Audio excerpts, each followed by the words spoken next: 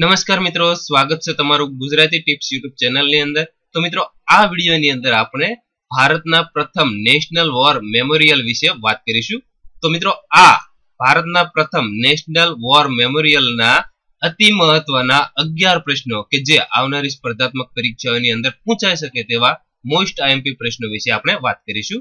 તો પહેલો પ્રશ્ન, ભારતના પ્રથમ નેશનલ વોર મેમોરિયલનું લોકાર્પણ ક્યાંથી કરવામાં આવ્યું હતું?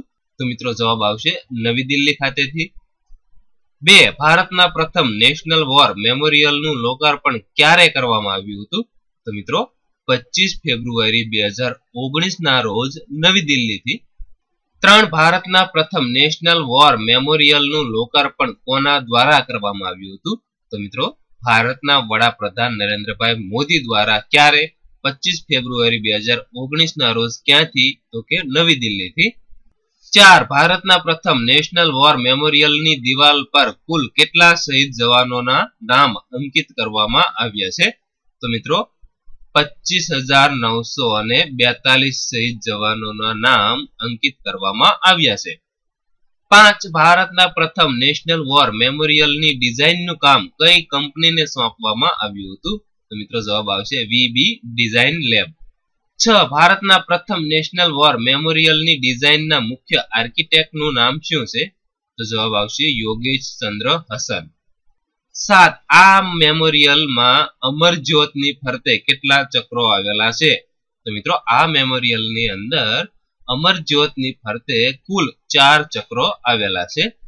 8, આ મેમોરિયલમાં અમર જ્યોતની ફરતે આવેલા ચક્રોના નામ કયા કયા છે?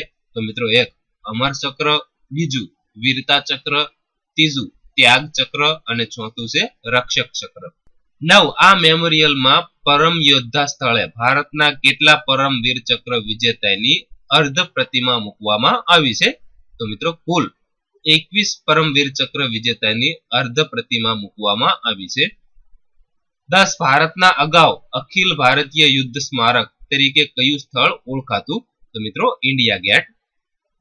11, ભારતમાં અજ્ઞાત જવાનોના સમાધિ સ્થળ તરીકે કયું સ્થળ ઓળખાય છે?